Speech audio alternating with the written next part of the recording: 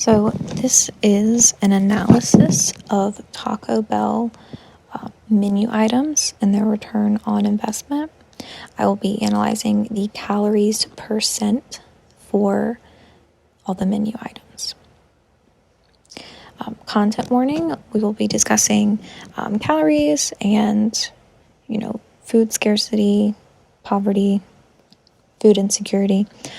So just be aware that that will be stuff we are talking about.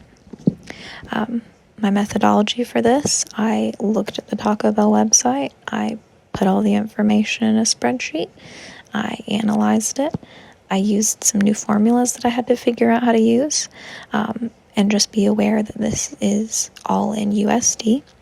I did not include any combos because they have large calorie ranges, and it can be different depending on what you do. I didn't include any drinks. These prices are taken directly from the website, so they might not be accurate for your specific Taco Bell. They're not accurate for mine, but that's what I got. And I have no diet or nutrition training. I'm just looking at the calories. I don't know if that's even the most important thing to be looking at, but everyone seems to care about calories. That's the number that they, put out on the website without you having to do another layer of digging. That's right there next to the price. So yeah, that's what we're analyzing.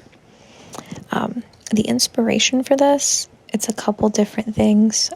One, anytime I'm with family or friends and we order Taco Bell, I'm always judging them so hard because it seems like their orders are so expensive and they don't get a lot in return. Like my mom always orders a soft Supreme taco, and I'm just always amazed how expensive they are, and I feel like you're not getting that much. Which there is something to be said about just ordering what tastes good to you, which, you do you. But that was just my inspiration. Also, I've been diagnosed with an eating disorder and I'm in recovery, and so I'm always trying to order things that have a lot of calories, but I'm also cheap. So I want to make sure I'm getting a good deal.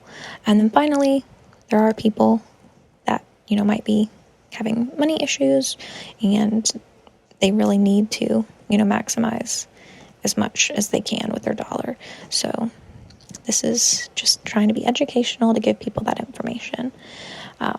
Also, this guy.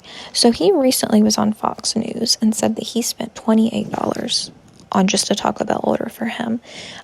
Now, there was discussion on if he had ordered it delivery, like Uber Eats or something. That can be, expensive because of the delivery charges and everything. I don't think there was ever any confirmation or not if that was the case. But I found online that he's the chief investment officer for some big wealth management company. I'm not going to make a comment on that, but I think by the end of this presentation, I think you'll have some opinions on that. So we're going to analyze the data now. We'll be first looking at the lowest return on investments. That might be surprising to do that first, but like I said, this is meant to be educational and tell you what to order versus I'm just doing it this way. Also, we'll be doing it bottom up. So the fifth from the bottom at 0.84 calories percent is the soft taco supreme. I do feel, slightly vindicated that I did peg this correctly. It's good, it's fine, but it's not a great investment. Number 4 is this is the sibling, the Crunchy Taco Supreme at 0.76 calories percent. Next is the Dorito at 0.71. This makes sense because there's probably some licensing and branding and stuff because Dorito is a name brand. It kind of makes sense, but yeah. Now, number 2 is the Supreme version at 0.63 calories percent.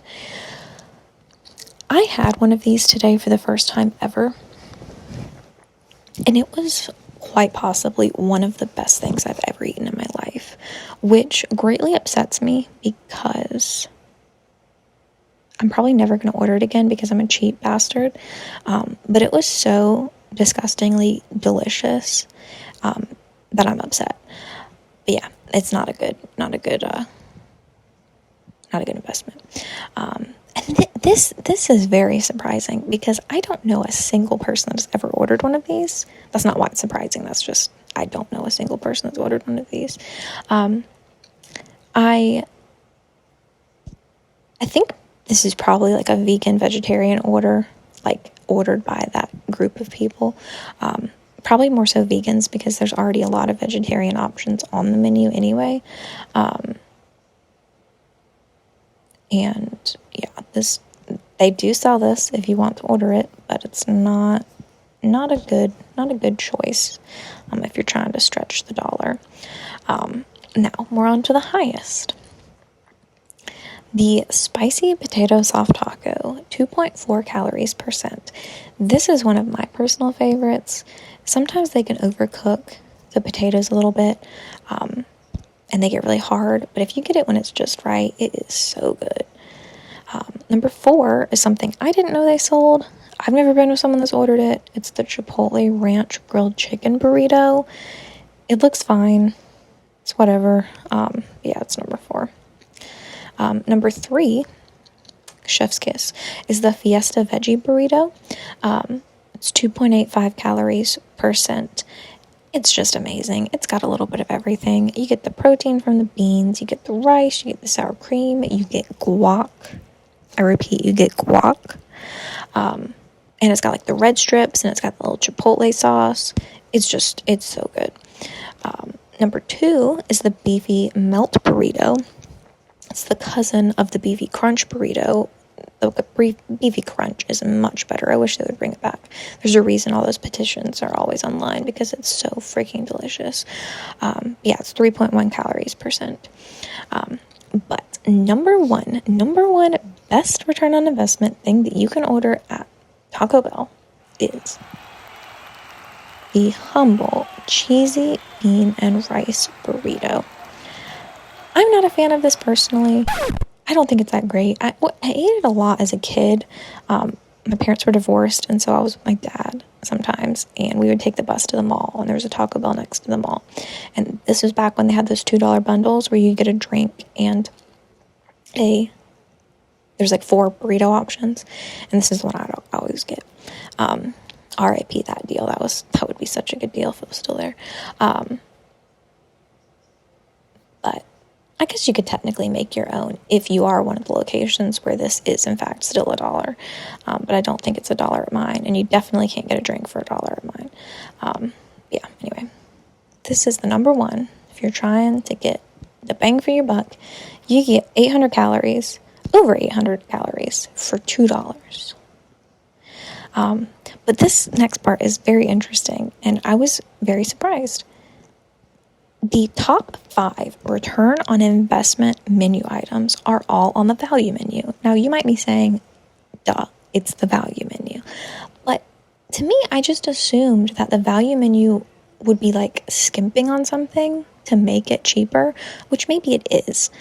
Like, there's not as many ingredients maybe in these. I don't know. The Fiesta Veggie has a ton of ingredients, so I don't know. I just assumed you would not be getting as much, which again, maybe they're making cuts in other areas. But I wouldn't think so, because I mean, it's all the same ingredients. It's not like they have different beans for the value menu items than they do the other items. Because on their website, interestingly, these things are all under these different categories too. Like this is also under the burrito. Just extra information. Bonus, I did do one combo, I lied. This was on the value menu, and if you maxed it out and did the full 1,300 calories, it would be 2.6 calories percent, and it would come in 4th, so it would knock out that grilled chicken ranch burrito thing. This looks like, I think, a quesarito, a plain crunchy taco, chips and salsa, or chips and cheese, and then a Baja Blast. My final thoughts, like I said, I'm surprised the cravings menu was actually a good investment.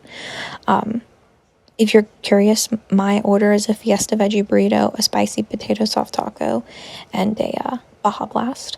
And if you want to order a drink, the best time would be during happier hour, 2 to 5, because that's the cheapest you're going to get it.